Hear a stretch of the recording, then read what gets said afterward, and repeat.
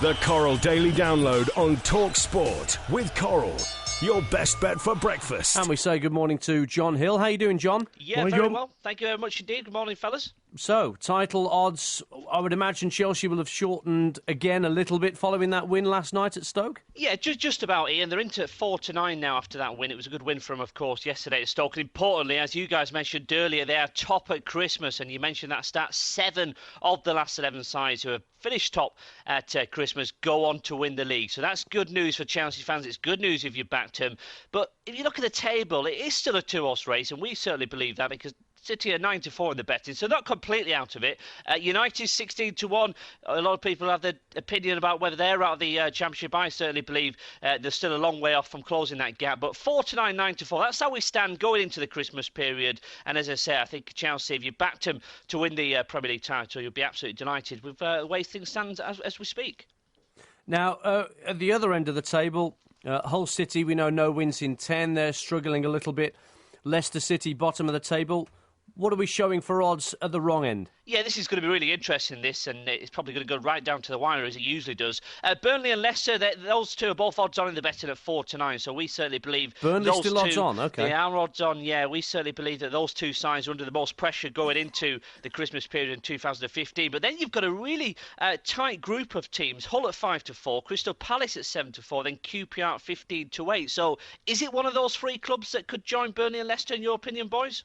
Possibly. I mean, there's a whole glut. I mean, you look at where Stoke are, for example, after that defeat last night. They're only, 4 points away from the bottom three, so it's not beyond the wit of man that Stoke could get dragged into it. Indeed, any of the bottom 10 clubs could get dragged into it. That's what can happen at Christmas time. Once you get these 3 games out of the way before the FA Cup rolls around, it really does start to give a more realistic appearance to the table. So I think you can go down from... I mean, Everton on 21 points, only 6 clear of the bottom 3. It's funny how these things can be affected by the Christmas fixtures, you know. Absolutely. 2 or 3 games, all of a sudden momentum, and all of a sudden you get dragged into it. And as you say, just looking at Stoke, they're 14-1. They're quite big, to be honest with you, to go down. But then you look at sides like Aston Villa, Sunderland, even West Brom could get dragged into this. So there's a lot to play for, and there'll be a lot of clubs, as you say, looking over their shoulder, worried about the sides below them, and hopefully try and get a run of games under the belt over the festive and New Year period. John, could you tell me what odds I would have got at the beginning of the season for there not to have been one Premiership manager departure, Premier League manager departure? Before Christmas or in the old season, Brian?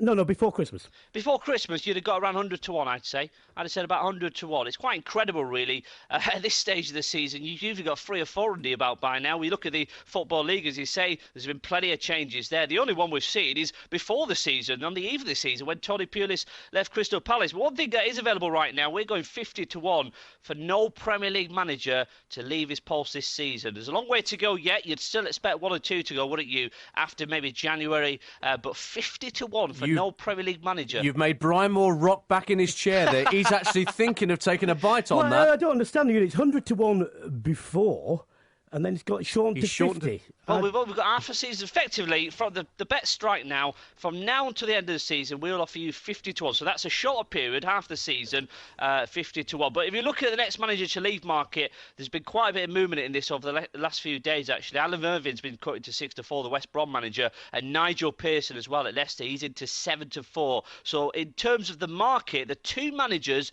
under the most pressure, the couple of managers that have been worried when they're eating the Christmas lunches on Thursday, Alan Irvin, as I say, and Nigel Pearson. Well, the next manager to leave his post market is incredibly volatile. So is the next manager in at any one club where a vacancy comes available. What about Brighton? Is there an obvious candidate for that now that Sami Hyypiä has resigned? There's a couple of managers that we've got at the top end of the betting, just looking at it right now. Tony Pulis and Tim Sherwood look to be the 2 early front runners. Pulis 7-4, Sherwood 7-2. He's been linked with this role before, actually, I think, Tim Sherwood.